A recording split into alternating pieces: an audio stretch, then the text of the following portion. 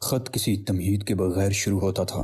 ابھی تک تم نے عقل سے کام لیا ہے اور پولیس کو رپورٹ نہیں کی، اس لیے رابعہ بھی خیریت سے ہے۔ غلطی سے بھی فون کا غلط استعمال مت کرنا، ورنہ ہمیں معلوم ہو جائے گا، اور جو بات ابھی تک رابعہ کی ماں کو معلوم نہیں وہ اسے معلوم ہو جائے گی۔ خدا نخواستہ اس کا دل یہ صدمہ برداشت نہ کر سکا تو رابعہ قصوروار تمہیں سمجھے گی۔ اب تک تم نے اندازہ یقیناً کر لیا ہوگا کہ ہم کیا چاہتے ہیں۔ ہمیں وہ لفافہ چاہیے جو تم نے بابو پوسٹ مین سے ہتھیا لیا تھا۔ اس میں سے سادہ کاغذات برآمد ہوئے تھے نا؟ کوئی بات نہیں، وہی سادے کاغذات ہمارے حوالے کر دو۔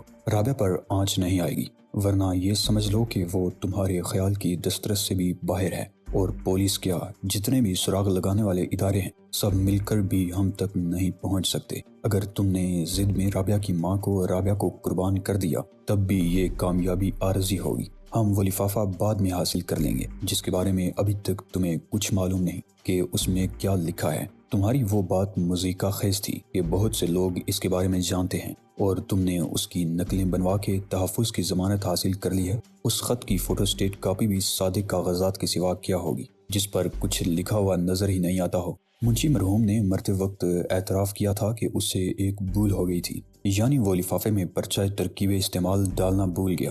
یہ بھول کی بات نہیں تھی، وہ شاید تمہیں ٹیلی فون پر بتا دیتا یا الگ خط ڈالتا، تاہم اس نے وہ بات ہمیں بتا دی جو تمہیں نہیں بتا سکا تھا۔ تم اب بھی کسی کیمسٹری کے پروفیسر یا کسی کیمیکل لیبارٹری میں لے جاؤ تو وہ یقیناً پورا مضمون پڑھنے میں تمہاری مدد کر سکیں گے، لیکن اب وقت نہیں رہا۔ رابعہ کے کہنے کے مطابق وہ خط گھر میں ہی موجود ہے، اس سے زیادہ وہ کچھ بتانے کے لیے تیار نہیں۔ سوائے دفتر اور لائبریری کے ہم نے گھر کا کونا کونا دیکھ لیا تھا۔ ہمارا خیال ہے تم رابعہ سے بہتر طور پر پوچھ سکتے ہو کہ خط لائبریری میں ہے تو کہاں ہے، اور اگر وہاں بھی نہیں ہے تو اس نے کس کے پاس رکھوایا ہے۔ بہتر ہم نے اس لیے کہا کہ ہمارے پوچھنے کے طریقے ذرا مختلف ہیں۔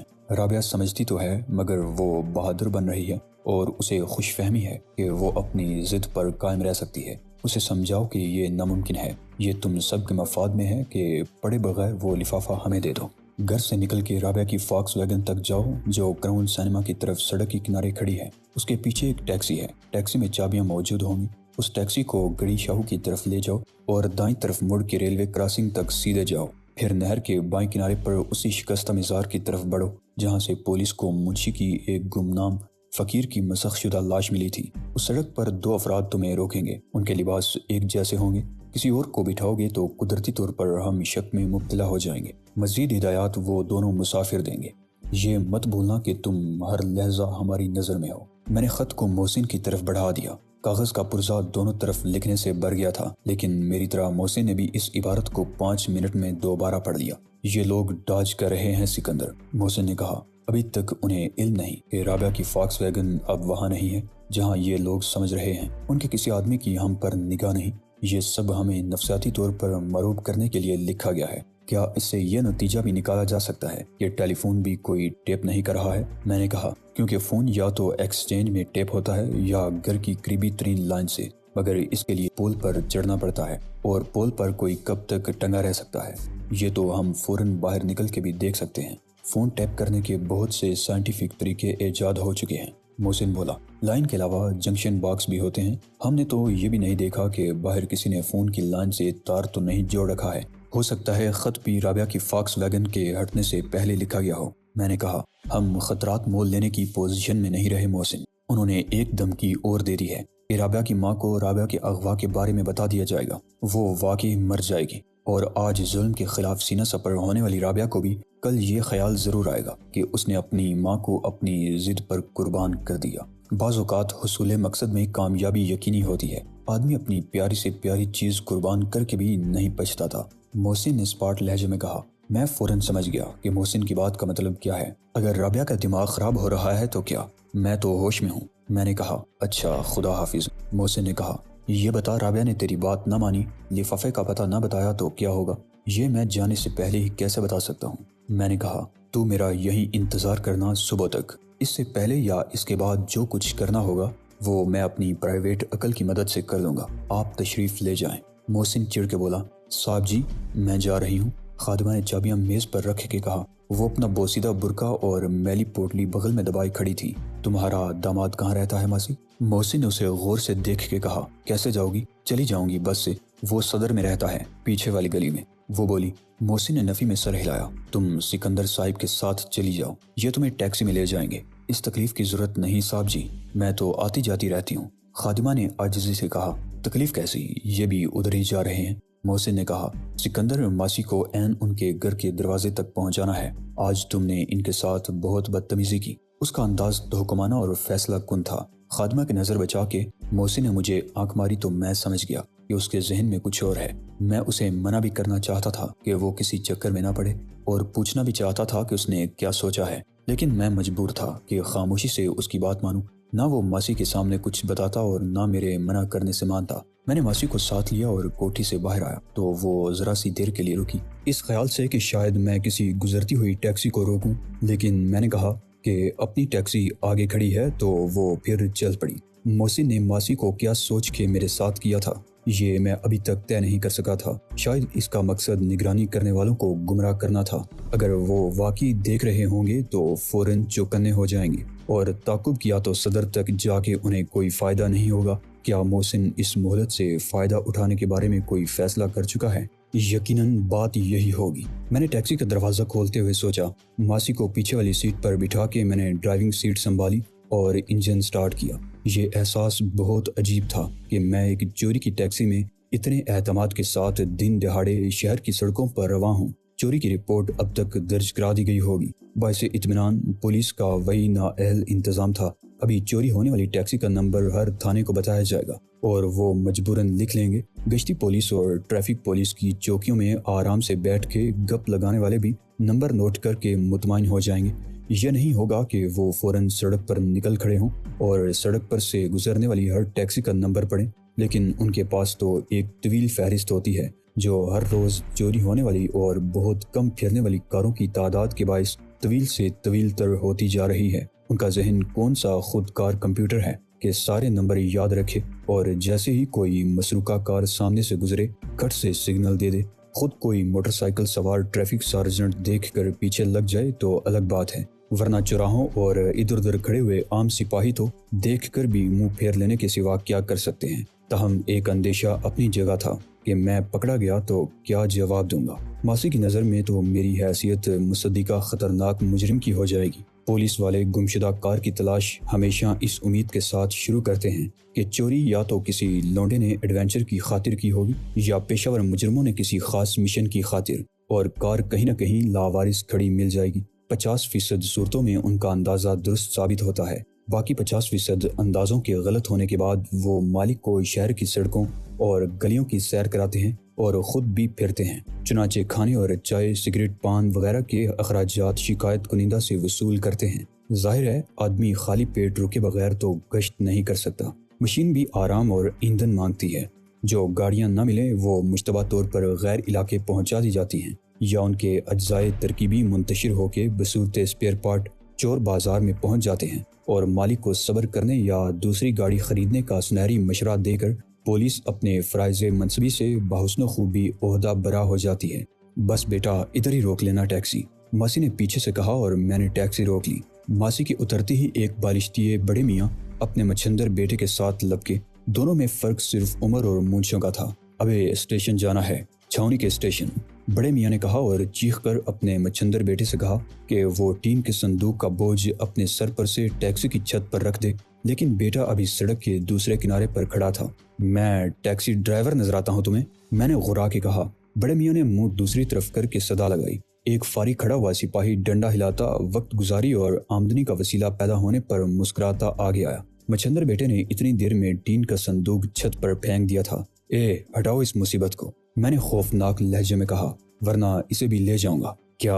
बड़े मियाँ ने चीख मारी। देख रहे हैं आप संतरी साहब, ये दीदा दलेरी, मुसाफिर को बिठाने से इनकार और फिर ये धमकी। उठाओ, मैंने दाड़ कर कहा। मुझे SSP जामन रिजवी की बेगम को लेने जाना है। ये उनकी टैक्सी है, तुम्हारे बाप की कार नहीं है। संतरी की पेशकदमी और जारहाना अजाइम का खातिमा हो गया। अरे चचा, हम दिलवाते हैं आपको दूसरी टैक्सी, उसने खुद बॉक्स उतारते हुए कहा, और उसकी ये बात नहीं सुनी कि घंटे भर के बाद तो एक टैक्सी आई थी, वो दूसरी कहाँ से दिलवाएगा। मैंने मीटर डाउन किया और किसी की तरफ देखे बगैर तूफानी रफ्तार से टैक्सी मोड़ी।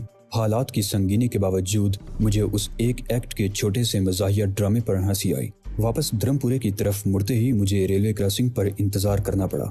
ये फाटक शाज़ो नादर ही बंद होता था। 10 मिनट बाद मालगाड़ी के चंद डब्बों को बादल नखास्ता खींच कर ले जाने वाला काला इंजन धुआं छोड़ता गुजर गया तो मैं फिर आगे बढ़ा। अगला रेलवे क्रॉसिंग जिस पर से कराची जाने और आने वाली गाड़ियां गुजरती थी फिर बंद था, मगर मुझे इससे पहले ही सीधे हाथ की तरफ मुड़ जाना था। मैंने अपनी रफ्तार कम कर दी। अब शाम का धुंधलीका गहरा होने लगा था और कुछ गाड़ियां पार्किंग लाइट जला के चल रही थी। मैंने अपनी निगाह सड़क पर रखी जिस पर पैदल चलने वाले नापैद थे। सामने से एक कार नमदार हुई और जुम से गुजर गई। बागबानपुरे या मुगलपुरे जाने वाला टक टक करता एक तांगा पीछे रह गया। वो दोनों मुखालिफ समत से नमदार हुए। सड़क के दोनों किनारों पर आमने सामने 2 दरख्त थे। वो उन्हीं के पीछे छुपे खड़े थे। मुझे बेसाख्ता हंसी भी आई और मुझे फौरन ब्रेक भी लगाने पड़े। उनके एक जैसे लिबास, पुरानी वजह के सफ़ेद लठे के शटल कॉक टाइप बुरके थे और वो सड़क के बीच में खड़े हुए भूत नजर आते थे। पलक झपकते में वो दोनों कार के पिछले दरवाजे खोल के बैठ गए। चलते रहो, उनमें से एक ने कहा, पलट कर मत देखना। मुहज्जब टैक्सी ड्राइवर पर्दा नशीन बीबियों को आंख उठा के भी नहीं देखते। मैंने कहा, रिवाल्वर की धमकी की जरूरत नहीं। ये फर्ज करना महाल था कि वो पहले से बुरके ओढ़े खड़े थे। हर राहगीर सड़क के दोनों तरफ खड़ी हुई खवातीन को देखकर शक में मुब्तला हो सकता था। वो बुरके बगल में दबा के खड़े होंगे। टैक्सी को देखते ही उन्होंने पैराशूट की तरह खट से बुरका खोल के सर पर डाल लिया। जदीद वजह का 2 पीस बुरका होता तो उनको बंद बांधने पड़ते और बटन बंद करने पड़ते। ये फौरन काम आने वाला, आसानी से दस्तयाब होने वाला और पूरी तरह से छुपा लेने वाला लिबास हर किस्म के नकाब या मास्क से बेहतर था जो हमारे मुल्क के और यूरोप के मुजरिम इस्तेमाल कर रहे थे। शालीमार से मुझे टकसाल की तरफ चलने का हुक्म दिया गया। टकसाल से पहले इस किस्म के बुरके वाली एक खमीदा कमर बड़ी बी ने मुझे रोकना चाहा जो कोई पोटली या बास्केट रखे खड़ी थी। अरे अम्मा, मैंने कहा, एक न शद 2 शद वाला केस पहले ही है, तुम तीसरी क्या करोगी? दारोगा वाला का इलाका गुजर गया। टैक्सी को यहीं सड़क के किनारे रोक लो। मुझे हुक्म मिला, चाबियां उसी में छोड़ दो। दारोगा वाला के बाद आबादी अब बहुत कम रह गई थी और जो घर बने हुए थे वो भी दूर दूर थे। उनमें जदीद वजह की कोठियां भी नजर आ रही थी। उनकी हिदायत के मुताबिक मैंने आगे आगे चलना शुरू किया। बुरका पोश खवातीन मेरे पीछे रहीं कि शुराफा का कायदा यही है, अगर यहाँ मुझे अपना कोई लंदन का दोस्त देख ले तो बूझ का रह जाए कि वो यहाँ जो रोशन ख्याली और आज़ादी का इतना बड़ा मुबल्लिग था, अपने वतन जाके क्या हो गया। उसके पीछे 2 औरतें ऐन कदामत पसंदी का शाहकार बनी चल रही थी। माई गुडनेस, इनमें से एक तो उसकी बीवी होगी और कौन जाने दोनों हों। ओल्ड फैशन मुस्लिम 4 बीवियों पर यकीन रखते हैं आज भी। ओ माई लॉर्ड, शायद मेरी अंग्रेज क्लास फेलो लड़कियां सदमे की शिद्दत से बेहोश हो जाती और उस लॉर्ड की बेटी का क्या हाल होता। उसका बाप कहता, देखो ये हशर होता तुम्हारा इस ब्लडी नेटो के साथ जाके। असल सूरत हाल कितनी मुख्तलिफ थी ये मैं किसी को बता भी नहीं सकता था कि इस बंदाए मजबूर के पीछे उसकी जोजगान नहीं, उसके कातिल हैं और बुरके के अंदर मोनस नहीं मुजक्कर हैं और वो भी मुसल्ला। किसी को शक होने का सवाल ही नहीं था और मेरे लिए कोई कारनामा सरंजाम देकर उनको बेनकाब करना महाल था। मैं रोबोट की तरह उनके इशारे पर दाएं बाएं होता गया और खेतों की मुंडीर पर चलता गया। उन्होंने वसी मैदान के वस्त में खड़ी हुई एक कोठी के नामुकम्मल ढांचे की पहले ही निशानदेही कर दी थी। कोठी का निचला हिस्सा मुकम्मल था लेकिन उस पर प्लास्टर की नौबत नहीं आई थी। उन्होंने अपनी खबासत के मुजाहरे के लिए जो जगह मुंतखब की थी वो हर लिहाज से मौजू थी। कोठी के गेट के अंदर दाखिल हो के भी उन्होंने बुरकों के नकाब नहीं उठाए। मेरे सामने एक मुख्तसर सा बरामदा था जिसके दोनों दरवाजे बंद थे। कोठी के बाएं हाथ पर सामने की तरफ जो जगह लान के लिए छोड़ी गई थी उसमें दीवार के साथ साथ सीमेंट की 200 से जायद बोरियां रखी हुई थी। वो सरिया पड़ा था जो अभी इस्तेमाल होना बाकी था और दरमियान में पानी का वो आरजी तालाब था जो तामीर के लिए पानी जखीरा करने की गर्ज से बनाया जाता है। उस तरफ निचली मंजिल में खिड़कियों की चौखट मौजूद थी लेकिन पट लगने बाकी थे। चनाचे खाली कमरों का अंधेरा और प्लास्टर का रंग एक नजर आते थे। ऊपर की मंजिल में सरिये दीवारों में उगे हुए थे और एक जानिब छज्जे की शटरिंग को सहारा देने वाले बदनुमा लकड़ी के स्टून न जाने कब से ऐसे ही खड़े थे। साफ जाहिर था कि तामीर का काम रुका हुआ है। अक्सर लोग इमारत बनवाते वक्त जो तखमीना जहन में रखते हैं वो तकमील के आखिरी मराहल तय करते करते गलत हो जाता है और फिर मजीद सरमाया फराहम होने तक तामीर के अमल को ऐसे ही रोकना पड़ता है। कोठी का मालिक अपनी परेशानी में मुब्तला होगा और शायद दिन में ایک بار چکر لگا کے نامکمل گھر پر حسرت کی نظر ڈال کے لوٹ جاتا ہوگا۔ وہ ملک سے ہی باہر ہوا تو یہاں اس کے بھائی، ماں باپ یا بیٹے خط پہ خط ڈال رہے ہوں گے کہ جو پیسہ تم دے گئے تھے وہ تو ختم ہوا، اب اور بھیجو کہ باقی رہ جانے والا کام بھی پورا ہو۔ لیکن باہر رہ کے کمانے والے بھی تو ڈاکہ نہیں ڈال سکتے، انہیں مزید کما کے بچانے میں وقت لگتا ہے۔ سیدھے ہاتھ والے دروازے سے اندر چلو۔ ایک برقع پوش نے مجھے دھکیلا اور میں لڑکھڑا کے گرتے گرتے بچا، کیونکہ فرش بہت ناہموار تھا اور ادھر ادھر آدھی پوری اینٹوں کے علاوہ پتھر بھی پڑے تھے۔ اندر 8 عدد دروازے ہیں، 4 ایک طرف 4 دوسری طرف۔ تم الٹے ہاتھ کے آخری دروازے سے اندر جاؤ گے، دوسرے نقاب پوش نے کہا۔ میں نے راستے میں بھی ان کی آواز پر اور لہجے پر غور کیا تھا اور اس نتیجے پر پہنچا تھا کہ ان میں سے ایک یقیناً استاد پیڈرو ہے، لیکن وہ بھی اصل آواز اور لہجے میں بات نہیں کر رہا تھا۔ دوسرے کے بارے میں ابھی تک میں بے یقینی کا شکار تھا کہ وہ دلاور یا ڈی سلوا میں سے کوئی ہے یا پیڈرو کا سابقہ مددگار۔ برقع نے ان کی صورت کو ہی نہیں، قد و قامت کو بھی بڑی خوبی سے چھپا لیا تھا اور ان کے لباس کو بھی۔ میں نے ان میں سے ایک کو ریوالور لے کر دائیں طرف کی گلی میں جاتے دیکھا اور دروازے کے قریب رک کے پیچھے نگاہ ڈالی۔ ایک برقع پوش مجھ سے چند قدم کے فاصلے پر ریوالور کا رخ میری طرف کیے فائر کرنے کی پوزیشن میں تیار کھڑا تھا۔ اگر میں چاہتا تو راستے میں کوئی موقع پیدا کر سکتا تھا۔ یہی برقع جس نے ان کو چھپائے رکھا تھا ان کے لیے وبال جان بن جاتا اور وہ اس میں الجھتے تو آسانی سے قابو میں آ جاتے، مگر میں نے عمدن ایسی کوئی کوشش نہیں کی تھی، کیونکہ اس سے رابعہ کو فائدے کی بجائے نقصان ہو سکتا تھا۔ اگر میں ان دونوں کو یرغمال بنا لیتا تب بھی بیکار تھا۔ وہ دونوں بے وقت لوگ تھے جن کی خدمات منہ مانگے معاوضے ادا کرنے کے بعد حاصل کی جاتی ہیں۔ تحفظ کی کسی ضمانت کے بغیر اگر وہ مارے جائیں تو کسی کو فرق نہیں پڑتا، ان کی جگہ دوسروں کی خدمات حاصل ہو جاتی ہیں جو ان کا نعم البدل ثابت ہوتے ہیں۔ ان کی حیثیت اشیاء صرف سے زیادہ نہیں ہوتی جو خریدی اور بیچی جاتی ہیں، ٹوٹ جاتی ہیں اور ختم ہو جاتی ہیں، اور ناکارہ ہوں تو بدل دی جاتی ہیں۔ لیکن میرے لیے رابعہ صرف رابعہ تھی۔ اس کے بدلے میں دلاور سمیت ایک ایک بدماش کو چن چن کے مار ڈالتا، تب بھی رابعہ کا نقصان پورا نہیں ہو سکتا تھا، خواہ وہ جان کا ہو یا آبرو کا۔ چنانچہ میں نے ان کی ہدایات پر عمل کیا تھا اور جرات یا ذہانت کا کوئی ایسا مظاہرہ نہیں کیا تھا جو میری حماقت کا ثبوت بن جاتا، مگر میں مسکرایا اور ہینڈل گھما کے اندر داخل ہو گیا۔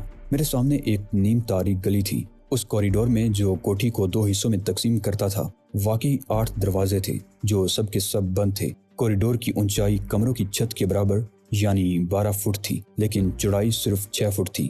بجلی کے پوائنٹ یہ ظاہر کرتے تھے کہ بعد میں راہداری کو دن میں بھی سیلنگ لائٹ سے روشن رکھنا ضروری ہوگا۔ ابھی سیمنٹ کے سیاہ رنگ کے باعث بھی روشنی کم ہو گئی تھی۔ اس راہداری کے آخر میں بھی ایک دروازہ تھا جو کھلا پڑا تھا اور عقبی حصے کے مختصر سے صحن کا نظارہ پیش کرتا تھا۔ دوسرا برقع پوش جو دائیں جانب چلا گیا تھا اب گھوم کر اس دوسرے دروازے کے سامنے آ کھڑا ہوا تھا۔ اس نے برقعے کے اندر ہی سے ریوالور میری طرف تان رکھا تھا۔ میں نے کسی اور دروازے کو کھول کر جھانکنے کی کوشش نہیں کی اور بائیں ہاتھ کے آخری دروازے کے ہینڈل کو گھما کے اندر داخل ہو گیا۔ اندر گپ اندھیرا تھا جس میں چند لمحوں کے لیے مجھے کچھ دکھائی نہ دیا۔ ابھی میں اس تاریکی سے مانوس ہونے کی کوشش ہی کر رہا تھا اور سوچ رہا تھا کہ اس کمرے میں اتنی تاریکی کیوں ہے کہ ایک ہاتھ نے مجھے آگے دھکیلا۔